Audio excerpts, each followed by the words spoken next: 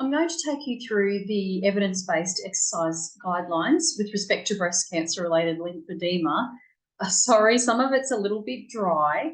I have attached documents with studies below, and I'll also attach the PDF of this presentation.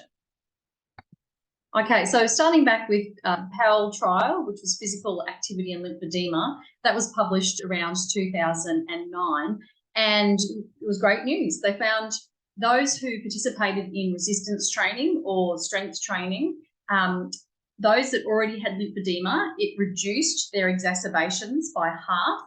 And then in women who were deemed high risk of lymphedema, so that's more than 5 lymph nodes removed, it reduced the onset of lymphedema by 70%.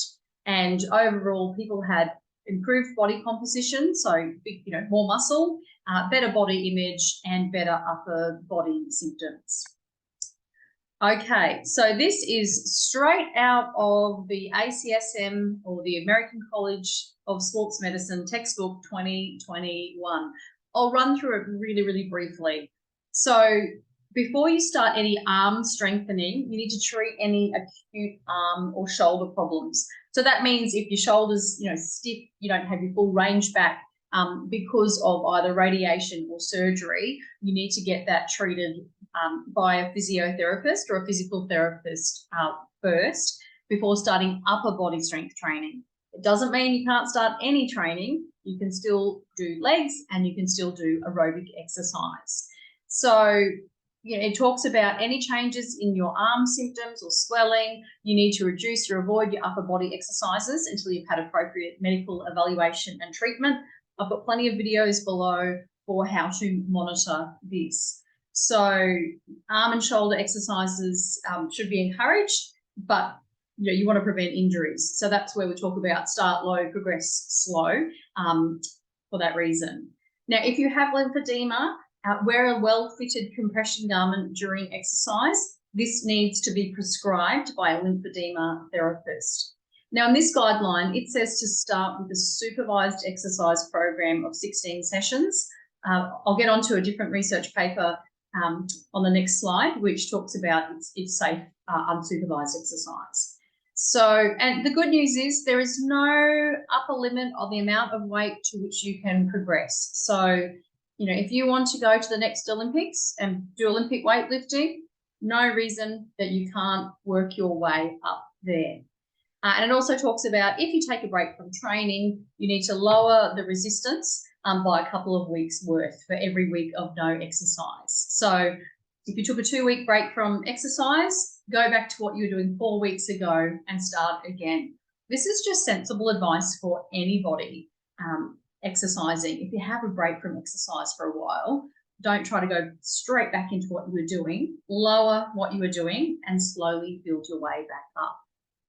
Okay, so there was a systematic review done in 2022 because we've got this American College of Sports Medicine saying, at least 16 sessions of supervised exercise, but certainly in Australia, only about 20% of people have access.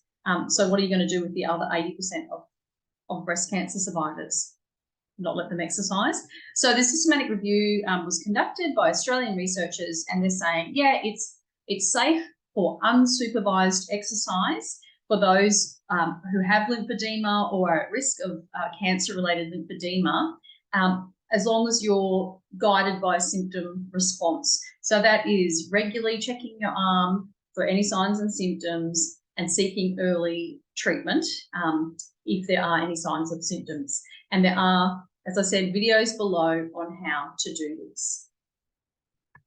Okay, so this is a paper that was published in 2022.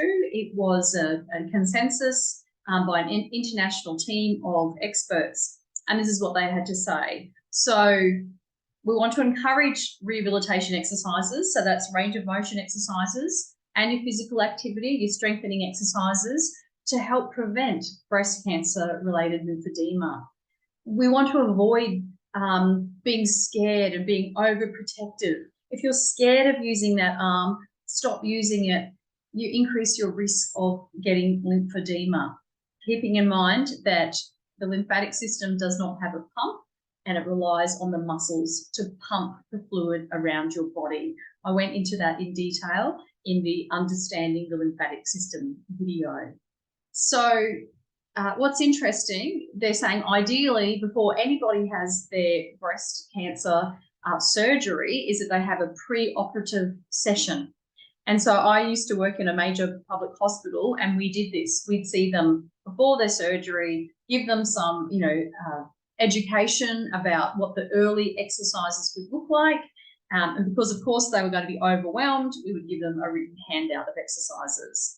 So this international consensus goes on to say, on the first day after your surgery, you should be told about, lymphedema education programs and specialised professionals. So I had my treatment in a major hospital in a major city, and there it's routine for everybody to see a physiotherapist, which is like a physical therapist, but to see them before they go home from hospital so they can be starting these early range of motion exercises. And it's important to start exercise early. So that doesn't mean straight after surgery you're grabbing a dumbbell. The very early exercises might just be elbow bends, wrist bends, and then once the drains are out, moving on to range of motion exercises above your arms.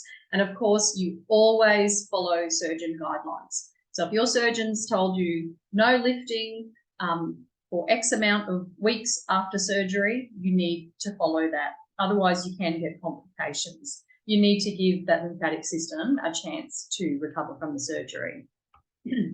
I'll just briefly discuss this research that came out in 2022. This was set in India, and they had 307 breast cancer patients who were at high risk of lymphedema because they'd had all their lymph nodes removed. And they were assigned to either usual care or the compression garment group.